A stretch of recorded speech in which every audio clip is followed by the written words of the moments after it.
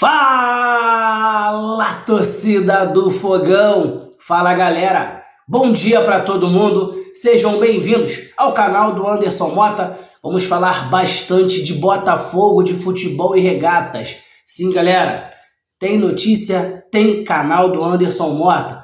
Pessoal, Luiz Castro trata interesse de outros times como natural.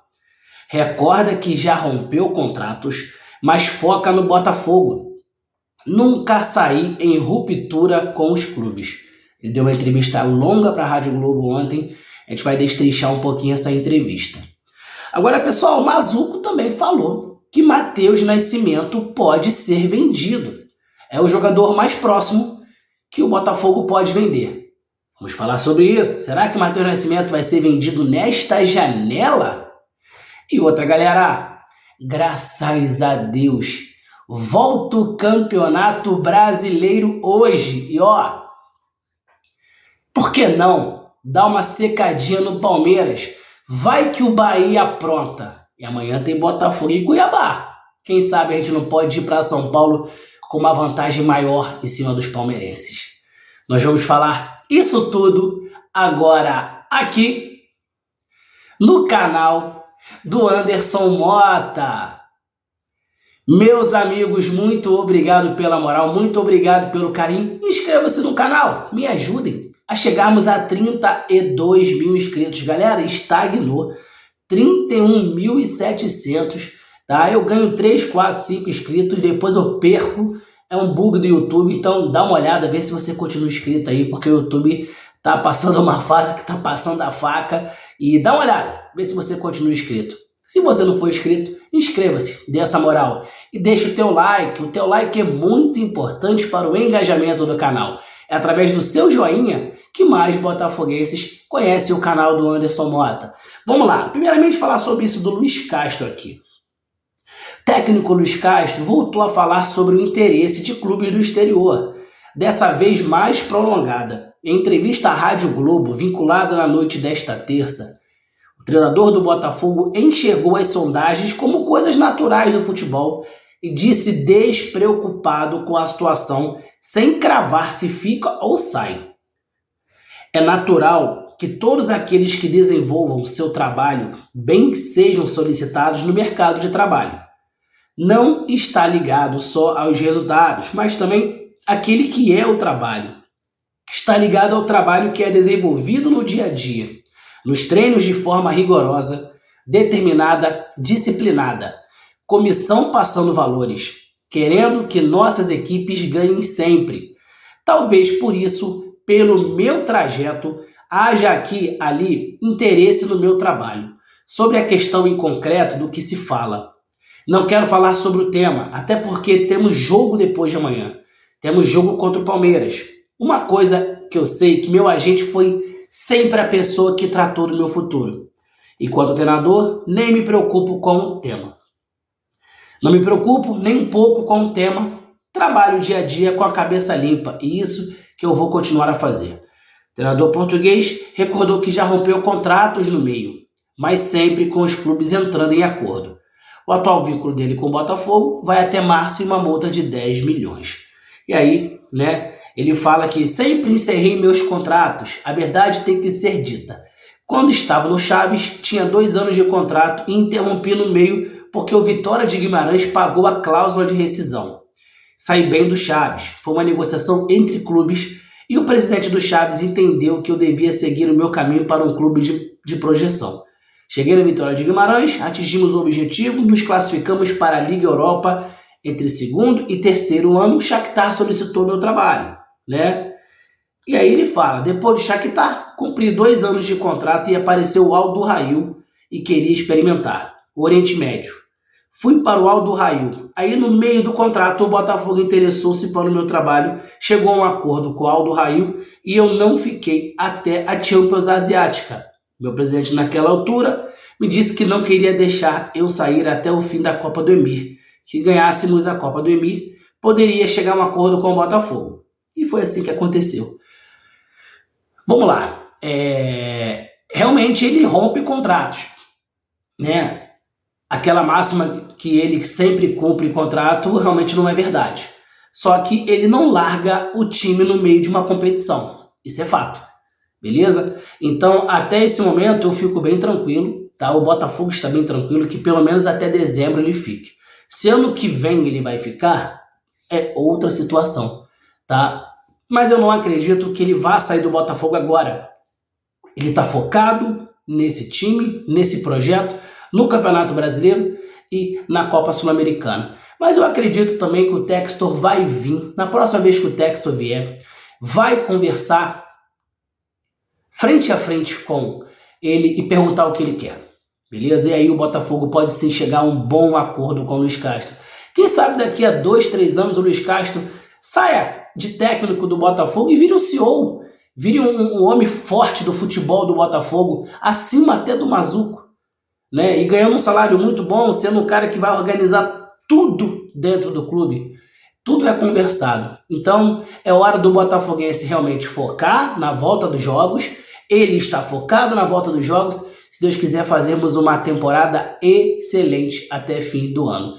Fim do ano, a gente pensa que vai fazer. Mas na boa, meus irmãos, gosto muito do Castro, acho o cara importantíssimo para esse projeto. Mas se no fim do ano ele não ficar, Botafogo traz outro competente também. O negócio é ele ficar agora. E parece que ele tem palavra e vai ficar. Depois, a gente não sabe. Meus amigos, metade do vídeo. 5 segundos para deixar o like. Partiu?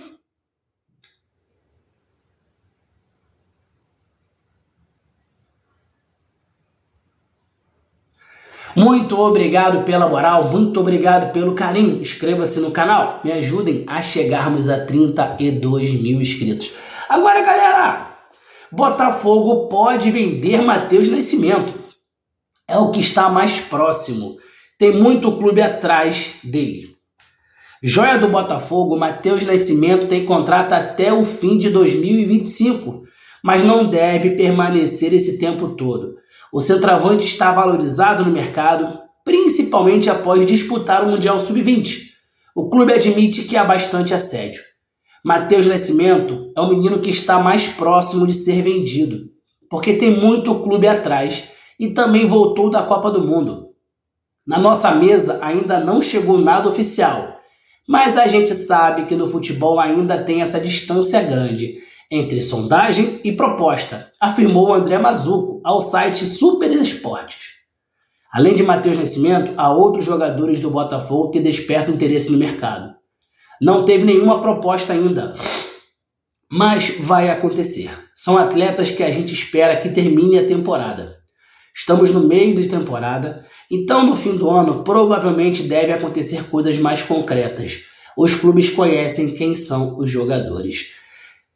Galera, o Botafogo precisa vender um jogador, beleza? E o objetivo da diretoria do Botafogo não é vender nenhum jogador titular. Não é vender nenhum jogador crucial para o Botafogo. Quando eu falo isso, o Botafogo não tem interesse em vender o Lucas Perry, o Botafogo não tem interesse em vender o Adrielson, não tem interesse em vender o Eduardo, né? Ontem o Thiago Frank noticiou que a multa do Eduardo é 160 milhões. Cara, se os árabes pagarem 160 milhões, o Botafogo traz um baita camisa 10. Mas é um baita mesmo. Mas o Botafogo não quer vender o Eduardo e o Eduardo não quer voltar para a Arábia, tá? O Matheus Nascimento é um jovem, tem projeção.